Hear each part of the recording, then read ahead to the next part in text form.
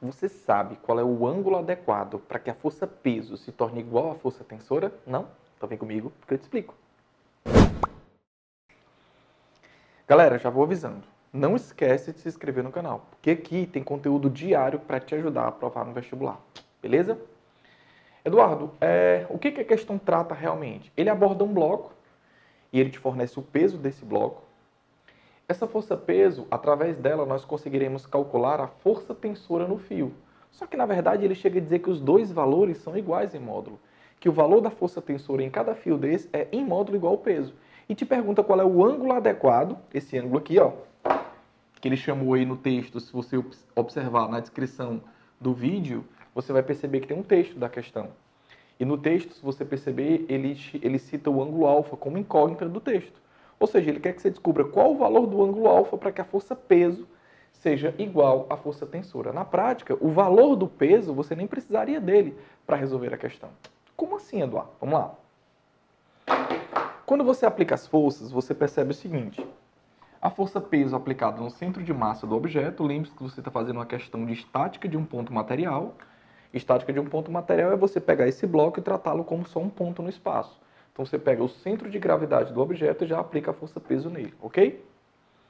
Fora a força-peso, você vai precisar pegar os fios e aplicar nos fios a força tensora. Então há uma força tensora bem aqui em um dos fios e há uma força tensora em outro fio, beleza?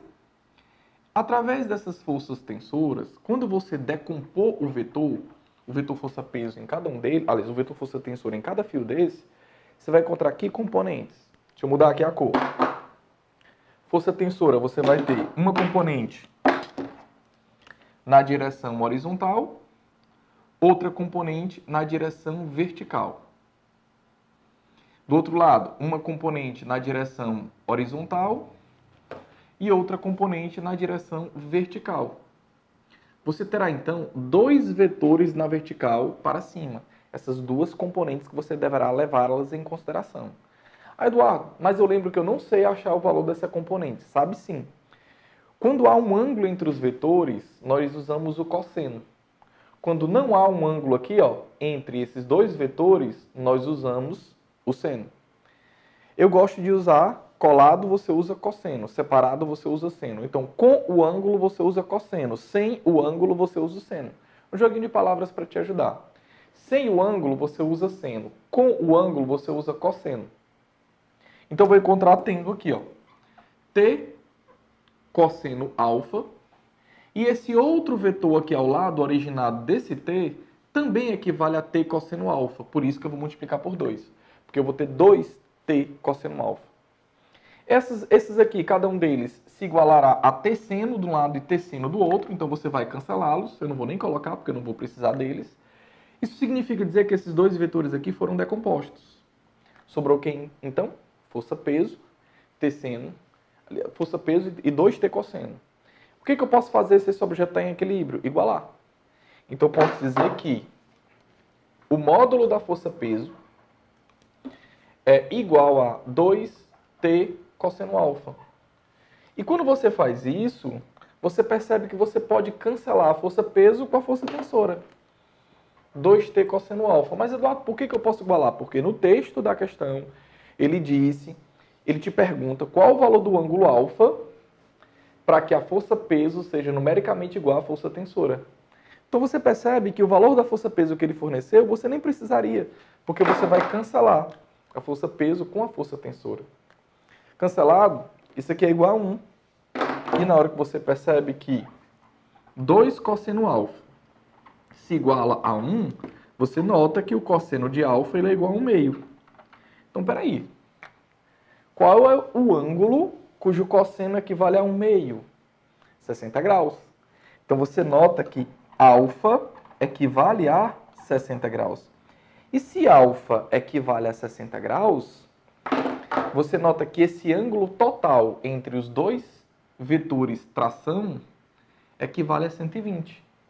A resposta da tua questão, o gabarito da sua questão é 60 graus. Mas eu quero dar uma a mais aqui para você. Preste atenção. Isso nos faz concluir o seguinte, que toda vida que você tem um vetor e outro vetor, cujo ângulo entre eles equivale a 120 graus, vou chamar esse vetor aqui de vetor T. Esse vetor aqui também eu vou chamá-lo de T, onde o ângulo entre eles equivale a 120 graus, eu vou poder dizer que este outro vetor, vou chamá-lo de P, ele é numericamente igual, ele tem módulo igual aos outros dois. Toda vida que você tiver dois vetores, cujo ângulo entre eles é de 120 graus, e esses vetores tiverem módulos iguais, a resultante desses dois vetores, vertical para cima aqui, é numericamente igual ao valor do próprio peso. Isso nos faz, então, perceber que, na prática, se esse ângulo é 120 graus, esse ângulo é 120 graus, e esse ângulo aqui equivale a 120 graus, você nota que, vou diferenciar aqui só para eu torná-los iguais. O módulo de T1 termina sendo igual ao módulo de T2, que termina sendo igual ao módulo da força-peso. Assim você conclui que, toda vida que você tiver três vetores posicionados com ângulos entre eles de 120 graus, vetores de módulos iguais se formarão. É necessário para que o equilíbrio exista daquele ponto no espaço, que o módulo desses vetores sejam obrigatoriamente iguais. Bem, eu fico por aqui. Espero eu ter ajudado. Um abraço a todos e até a próxima.